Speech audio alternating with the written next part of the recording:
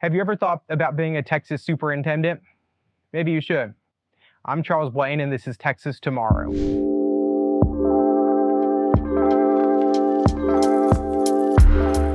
Falling enrollments, higher taxes, failing schools, and poor outcomes.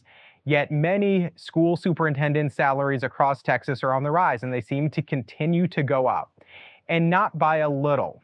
New Texas Education Agency data shows that 8 superintendents across the state are making more than $400,000, and 81 are making more than $300,000 a year. For reference, the President of the United States makes $400,000 a year. The highest paid superintendent came in the Houston area, which is Cy-Fair ISD's superintendent, who just left in December, and he was making $536,000 a year. So not to downplay the importance of superintendents, but if you want to make a cool $500,000, don't take on the responsibility of becoming president. You should go be a superintendent in Texas public schools. And here's the thing.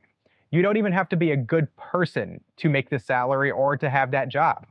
Years ago, there was a superintendent of Katy ISD named Lance Hintz. He was previously Allen ISD superintendent and was recruited back to Katy, a district that he grew up in and graduated from. They paid him $394,000 a year when residents started complaining about how big of a bully he was during his school years at Katy ISD. Then came complaints of plagiarizing his doctoral dissertation. So one would think Katy ISD could just separate, cut the losses and move on. He's making about $400,000, that should be good enough, but no. Instead, they chose to give him a $750,000 severance package. Now, in response to that, the state withheld about $500,000 in state funding as punishment, but ultimately the taxpayers are the ones who were punished because they were never made whole. Also, back in 1997, Ivette Gonzalez was superintendent of Dallas ISD.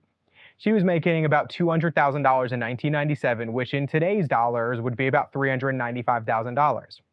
And then she was accused of sending sexually explicit messages to the district's chief financial officer, whispering lewd comments in his ear, and using school funds to hire a private investigator to follow him around to see if he was seeing other women.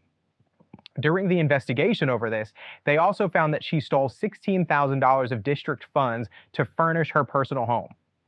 These are obviously extreme circumstances, but clearly there's an issue when people like these two could get hired to oversee districts that determine the direction of Texas's children, and at such high salaries nonetheless.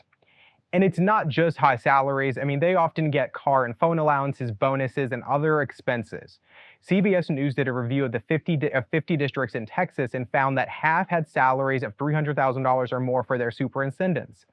Of the contracts reviewed, half had vehicle allowances as low as $150 a month to $1,695 a month. Technology allowances ranging from $100 to $2,000. Civic activities allowances ranging from $100 to $3,000 per month. The Highland Park superintendent gets a $1.8 million home where he can make up to $50,000 in district paid renovations. So ultimately, it really pays to be a superintendent. Well, it pays, but you're the one paying it. And so you should be paying attention because these superintendents are certainly making out very well here in Texas. Thanks for tuning in this week. My name is Charles Blaine. Let us know if there's an issue in your neighborhood that we should be covering that we haven't covered, and make sure you share with your family, your friends, and everyone else. See you next week.